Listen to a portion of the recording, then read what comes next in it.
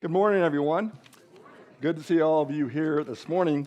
Listen, if you are visiting with us, we want you to know that you are a welcome guest and that we're very happy that you have chosen to come our way and spend these moments of worshiping together with us. If you've never visited a Church of Christ and you have questions about what we do and why we believe what we've done this morning, and certainly feel comfortable with coming up to me and talking with me about it, I'd be happy to sit down and visit with you some about that. Or if you're a member of the church and you've been visiting with us and you have some questions about our congregation, then certainly I'd be willing to sit down and talk to you about that as well. Anyway, we're glad that you are here with us. You probably heard this statement, the sky is the limit. Well, what does that mean? Well, it means that if you're born in places like, say, the United States, well, you're born with a lot of opportunities to achieve and to succeed in life. If you're an immigrant and you're thinking about moving to our country, you're moving to the country because you believe that there are the possibility and the potential to achieve and to rise up in your station in life. So the sky is a limit in a lot of ways. When we talk about being Christians and all the blessings that we have in terms of the various gifts that God has blessed us with, the sky is the limit for us as individual Christians. Even as a congregation, when God is working, the Spirit is working in our midst, then there's a lot of things that we can do. The sky is the limit. But in the journey of life, there are some inescapable realities. Well, such as what? Well, there are at least four that I can think of very easily. The first one is that there's a reality that you're going to be born. Two, the IRS is coming for your money every April. You can bet on that one. Three, you're aging or you're getting older. And four, well, you're going to die. Well, there's very little that we can do about three of them. There's not much you can do about being born. It's already happened. The IRS is going to come. And, of course, we're all going to die. But in the process of going between those things there's the idea of aging. And it doesn't matter whether you are 10 years old or 20 years or 40 or 60 or even 100 years old. Everyone is aging and everyone has their life in front of them. Whatever years or whatever days or might be there is life that is there. This morning, I'm going to be talking to you about aging. You might be thinking to yourself, well, that's a strange thing to do because if you think about it, we do sermons to our young people and to our teenagers. We do teen challenges, like all of our teens are up there this weekend, along with about 20 or 30 other adults. So there's a big mass of people up there. We do young adult retreats. We do family retreats. We do a lot of things that aimed anywhere from the younger people up and through middle age, but seldom have you ever heard a sermon about aging. Or at least have you heard a sermon about aging? And as I think about just my life and how often I've preached on this, well, it hasn't been very often. However, I knew that I was going to preach this sermon one day about 42 years ago. Because at the age of 28 in Hayward, California, I preached this sermon. I was 28 years old. I lived 10,250 days at that point. And now I'm getting close to the age of 70. In fact, I'll turn 70 this month, which means I'll live over 25,000 days. And there was a lot of difference to my life back at 28 when I preached to a congregation of about 80 people, where probably 85% of them were gray hairs, older people. I had the only babies in the congregation. There were the Culbersons who had Stephanie, who was about 8 years old, and Brian Jr., who was 10 years old, and the DeVillas, who had some children. And from there, we went almost automatically to the age of 50, 60, and on up. And so I was preaching to them a sermon on aging, and I looked at this sermon as I thought about aging, and I looked at that sermon and pulled it out of the mothballs, and we're looking down through it, and I thought to myself, how much life has changed from being 28 years old to the present. So what got me to thinking about this? Well, as I already mentioned to you, this month I will turn 70 years old. Lori and I will celebrate our 50th anniversary this month. We won't be here. We'll be out of town when those two things happen. But, those things have happened. You also know that about a couple of months ago, I got in an ATV accident, and I fractured a rib and tore up my left leg, and I'm still kind of suffering from that. And the result of that was I missed 2 weeks of preaching. On the third week, I came back, and I was limping along. My rib was still hurting pretty good. And someone came up to me, and they said to me, "Listen, have you learned your lesson?" Well, several people asked me that question. Have you learned your lesson? And I said to them, and what lesson would that be?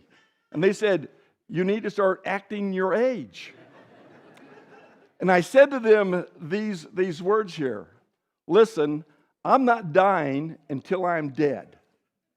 That's when I'm going to start acting my age. When I'm dead, I'll forget all about that. Now, I said that kind of not in a rash kind of way, but it just popped into my mind, and I realized that's not exactly what I meant. I remember what Dean Miller said when he came here, and he was sharing with our congregation some lessons about dealing with grieving and being widows and widowers, and he said these words. He goes, "Don't die before you're dead." And what he was saying was, listen, keep on living until you die. Life is there for you. Life is being given to you as a gift. And so you need to live your life and don't give up because you've lost a mate or a loved one. And I'm saying to you that even as we grow older in life, we shouldn't give up on that very thing. Now, the things that I'm going to share with you about this very fact here is not only something that fits into those of us who are getting older, but the things I'm going to share with you this morning really do fit in almost all areas of life or all ages of life, where you are young or whether you're old. I don't know if you know this or not, but if you were to go across our congregation and look at the demographic of it, you would see that a third of our congregation is young. That means from 1 year old up to about, probably around 20, 25, 30. Our congregation is young. Then there's a third of our congregation that is at the middle age. That's somewhere around like 35, going up to around in the 50s, maybe up to 60. And then there's a third of our congregation that goes beyond the age of 60 years old. And that's a good thing, because what's that telling us is that our congregation is fairly well balanced, okay? We're fairly well balanced, but oftentimes we talk to two age groups, and we don't talk a lot to the older age group. And the reason why is because we figure that, listen, as you get older, you should have been figuring it out by now. You should kind of get a good idea of what's going on with life, and you've lived a life long enough that you know there's no way you can look into the future, so you learn to live life by the day and not necessarily by the year. But in the midst of living your life, aging is going to happen, and listen, it's going to happen fast. Happened really fast. In fact, if you were a younger and you were to go up to an older person, the way you can tell they're older, generally they have gray hair and that kind of thing, and you were to ask them, what was your childhood like? Good chances are they'll be able to tell you what their childhood was like. Well, why is that? Why can they tell you about their childhood? Because life goes fast. One day you are a child, the next day you are a teenager, and then you are newly married, and then you have children. You're entering into your job, and then you're looking towards getting your children raised, and then towards retirement, and all those things there. It goes by extremely fast. Sometimes it doesn't feel that way. But as you look back on your life, you'll see that it moved along pretty quickly. How do you know that you're getting older? Well, you'll know you're getting older if most of your dreams become reruns. You know you're getting older if the airline attendant comes up and offers you tea or coffee or milk and magnesia. You'll know you're getting old when you go and sit in your rocking chair and you have a hard time getting it started. You know you're getting old when your mind makes commitments that your body can't keep. And that is so true. I mean, that is just so true. A couple years ago, 7 years ago, in fact, 63 years old, Lori and I are at Wazoo's. And we're hanging out up there, and we walk by. They have some batting cages up there. And I've told you in the past that I used to play baseball. And it's a fast-pitch batting cage, and I'm looking at wistfully, and my wife could tell. She says, "You're wanting to do that, aren't you?" I said, "Yeah, kind of." She goes, "Well, why don't you go ahead and do it?" So I put some money into it, put a batting helmet on, had a cage on it, of all things. I'm wearing glasses, and it's a fast-pitch thing. So it's throwing the ball about 70 miles an hour, which is not very fast, really, if you played hardball, fastball. Anyway, it's pitching it, and so I'm up there ready to hit, and I've got some warm-up. I'm ready to hit, and it pitches it, thump, and I didn't even swing. I just kind of, well, I did that because I'm timing it, right?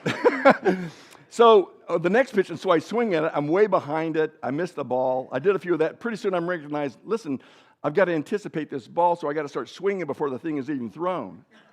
So I did, and then I started to foul them off, and then I hit a few into right field. Finally, I think I got one up the middle, and that was the end of it. And so I got out of the batting cage, and my wife said to me, she goes, "What did you think?" And I said, "I don't know what made me think that I could hit a fastball at 63 years old. I hadn't swung at a fastball since I was like 22 or 23 years old, and I thought that 40 years later I could hit a fastball. It would just, but your body, your brain says, I'm not old, I can do this. Your body says, you're an idiot, Richard, you can't do this anymore. Life happens very fast. You know you're getting old when you help an old lady across the street that has gray hair and recognize that she's your wife. Life goes. Everything hurts, and what doesn't hurt, doesn't work. Or you see a pretty girl go by, and your pacemaker causes the garage door to open. Yeah, life is like, it goes by pretty fast. Now, in all seriousness, when you talk about getting older, more aged, when you talk about the gravity of that, the gravity of getting older sometimes is very frightening. Some people have this lonely feeling that if I get older, then life has passed me by, and I'm not going to be able to do things I used to do, and I'm not going to count in life, and I'm going to miss things in life. And so this morning, I just want to encourage you as you think about getting older, as I encourage myself and think about, as I get older, I want us to get maybe a better grip, a better view of what it means to get older and why it really is a blessing in many ways. And a lot of it has to do with attitude. So is your age or is it your attitude that maybe slows us up? So let's talk about the attitude of aging. When you talk about the attitude of aging, there's two attitudes. One is a negative attitude about aging. So where does that negative attitude come from? Well, I'll say this to you, that a negative attitude about aging doesn't come from God. God knows. He has created you. He knows the lifespan that we're going to go through. He probably even knows the days that we're going to live. And so it's all about, what is in our minds. Our society, our culture sometimes, kind of programs us to think when you get older, you need to start laying back. You need to hibernate more. You need to isolate more. You need to start, trying as much as you once tried when you were a younger person. But it doesn't come from God. That comes from the fertile minds of human beings who thinks as you get older, you're not as valuable in society. So what are some of the negative attitudes? One is the feeling of being useless. We say to ourselves, what more can I do? How much do I really count when it gets down to looking at life and all the things that are in life? I'm over the hill. I'll just get in the way. I really don't have that much to contribute or that much to offer in life because now I am older. And I'm just going to say to you that is just a useless attitude because it's not true. Remember when I said to you that that our congregation is broken down into three demographics? Those who are young, those who are middle-aged, and those who are older. Well, guess what you have if you're an older person that those other two stratas don't have? They don't have wisdom, and they don't have experience. That's not their fault, because to live life is to gain experience and wisdom in life. And a young person or a middle-aged person sometimes doesn't have that experience because they haven't lived life, but you have. And they haven't gained that wisdom of how to use the knowledge that we have to behave in such a way and certainly to live our Christian lives. So when you talk about how valuable you are, here's what you offer the congregation here. You offer your wisdom and you offer your experience in life. And that's why younger men are said, listen, submit to your elders or to the older men, and you older women teach the younger women. Why is that? Because of your wisdom, because of your experience in life, because of your age. But sometimes we draw back and get negative because we feel as though we're useless, and I'm telling you, you are not. Sometimes it's the feeling of guilt. If I had a second chance, I would do life differently. I wish I could do my life over again. Well, you can't. There's no way you can capture tomorrow. There's no way you can grab hold of the future. All you can do is live for what's happening right now. And so maybe you feel guilty. Maybe you say, well, you know what? I could have achieved more. I could have done more with my life. Well, maybe so. But what about the life that you have now? What about the gift that you have right now? So why feel guilty about the past? Why feel guilty about the future? You have no control over either one. You do have control over what's going on right now. Sometimes there's the feeling of self-pity. When you talk about self-pity, well, self-pity is probably one that plagues the aging. It's the woe is me syndrome. It is nobody cares whether I live or whether I die. I don't really matter that much, so why should I get all worried about that? So sometimes we find ourselves wallowing in self-pity. But think about this. You've been given life. Seriously, there are a lot of people who have not lived to your age. Just Thursday evening in the elders meeting, we were talking about a cousin of Art Clark who just passed away. He was 43 years old, has a heart attack, and he dies. He doesn't have the opportunity to live to be 60. He won't have the opportunity to watch his children grow into adulthood, to get married, to go to college, do all those different kinds of things, because his life is over at 43. If you have lived to the blessing of having gray hair, and what gray hair hasn't, there is bald maybe because it's departed, that's a blessing because you've got older and you've lived that life. And so self-pity, I think the next one probably is the feeling of fear. Probably it's the worst of the four. Fear. Economic fears, fear of losing our health, maybe losing our minds, the fear of losing a mate or losing friends, the fear that the world is going so fast that I can't keep up with it. I can't keep up with the impatience of youth. I can't keep up with rising crime rate, the loss of hearing, the loss of health, crippling diseases. So it's not hard to see why fear can attach itself to the aged. I mean, I get that because I'm getting at that point there, see, where I can starting to think about all those kinds of things. But I want you to know something. I don't want to sound uncompassionate about this, okay? But I want to talk to you straight about that. And that is this, is that the natural and understandable feelings of feeling useless or feeling guilty or self-pity or fear, those feelings don't come from God. They don't come from God. The Lord doesn't prompt those feelings. We do. They are of the origins of a human mind. God looks at the aged as something that is a blessing in terms of the followers of Him. And so those are some good things. So the negative attitudes about aging, well, what are some positive attitudes about aging? Open your Bibles, if you would, to Psalm 90. Psalm 90. Moses is the author of this psalm, okay? Moses, when he writes this psalm, he's 80 years old. Okay, so understand, he's 80 years old. Remember, he is 40 years old when he left Egypt. He ran away from Egypt because he had murdered a man. He's lived in the deserts of Meridian now as a shepherd. He's now 80 years old, and he writes this psalm here. Verses 1 and 2 has to do with the fact that God is ageless. Listen to what it says. Lord, you have been our dwelling place in all generations. Before the mountains were born, or you gave birth to the earth and the world, even from everlasting to everlasting, you are God. So what is he saying to us? He's saying that God is ageless. God is everlasting to everlasting. And then from verses 3 through 10, Moses talks about the brevity of life. And so as I read down to a portion of verses 3 through 10, see if you can number out or identify the things that he says are very brief in life. Listen to what he says. You, speaking of God, turn man back into dust and say, return, O children of men. For 1,000 years in your sight are like yesterday when it passes by. Or life is as a watch in the night.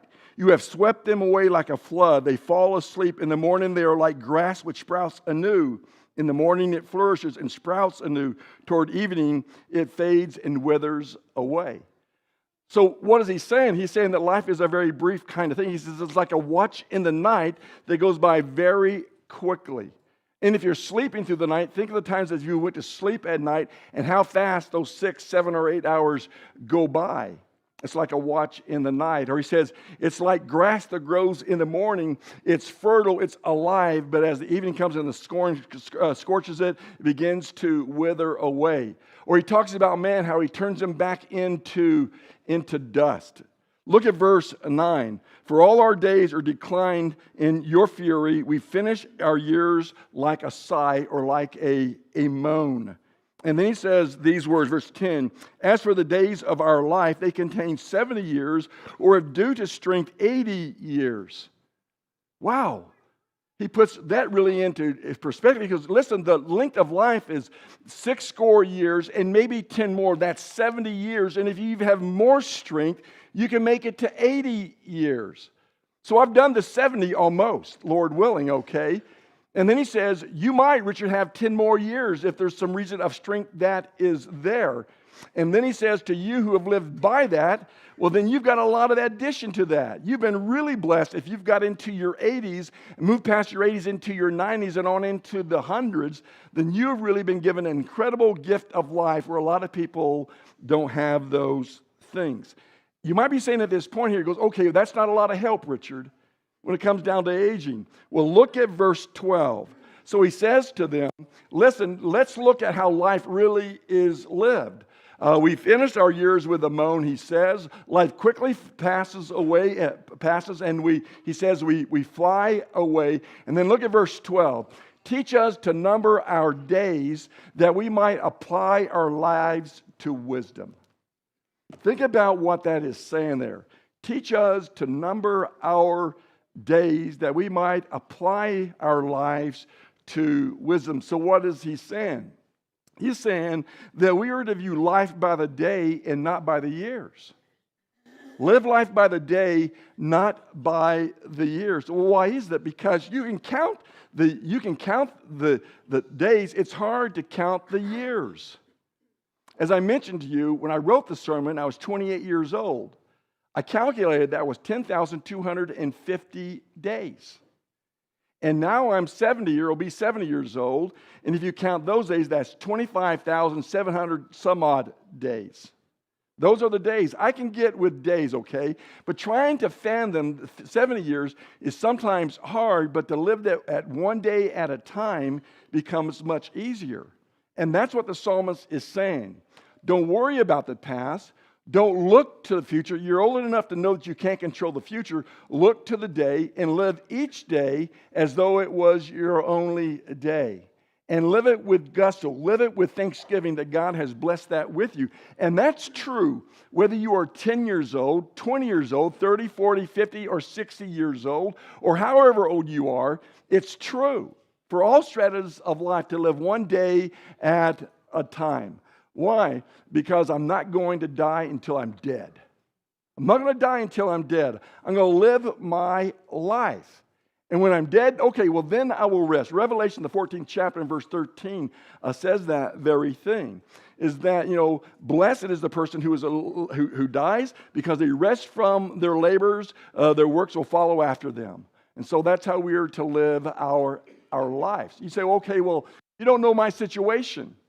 You don't know what I have gone through in my life. And that's true, I don't. But I know a good example in the Bible who lives through some pretty rough times in his life, and that's the guy that's behind me. His name is Caleb. Open your Bibles, if you would, to Joshua chapter 14. Joshua chapter 14, and I want you to notice what's recorded here for us, because I think it's pretty good stuff here. Joshua chapter 14, and look at beginning in verse 6. This is Caleb. Caleb is 85 years old here, okay? He's 85 years old when he comes to Joshua. And he makes a demand of something that had been promised to him in the past. Then the sons of Judah drew near to Joshua in Gilgal, and Caleb, the son of Jephunneh, the Kenizzite, said to him, "You know the word which the Lord spoke to Moses, the man of God, concerning you and me in Kadesh Barnea. I was 40 years old when Moses, the servant of the Lord, sent me to Kadesh Barnea to spy out the land, and I brought word back as it was in my heart." Remember, God sent Joshua and Caleb and 10 other spies into the promised land. Joshua and Caleb, they're the only ones that enter into the promised land because the other 10 were unfaithful and give a bad report. Nevertheless, verse 8, "My brethren who went up with me made the heart of the people melt with fear, but I followed the Lord my God fully. So Moses swore on that day, saying, Surely the land on which your foot has trodden will be an inheritance to you and to your children forever, because you have followed the Lord my God fully. Now behold, the Lord has let me live, just as he spoke these 45 years from that time that the Lord spoke this word to Moses when Israel walked in the wilderness. And now behold, I am 85 years old today. Listen to his words. I am still as strong today as I was in the day of Moses sent me. As my strength was then, so my strength is now for war, for going out and coming in. Now then, give me this hill country about which the Lord spoke to me on that day, for you heard it on the day that the Anakim were there, that there were great fortified cities. Perhaps the Lord will be with me and still drive them out as the Lord has spoken. And Joshua answers him, okay, you can have the land. Why? Because you have followed the Lord fully. So when you look at the life of Joshua, I think some of the things that we can take from it is this. Number one, is some of the greatest achievements occur in old age. Some of the greatest achievements, if you were to look at guys like Benjamin Franklin and guys like that, they invented incredible things in their 70s and in their 80s. They didn't do it when they were young men. They signed the Constitution when they were old men. They weren't all young men at that time. There's a lot of things that can be achieved in an old age. There's no retirement when it comes down to living the Christian life or being a follower of God. You don't get to say, I'm 65 years old and I'm retired, now I want my benefits.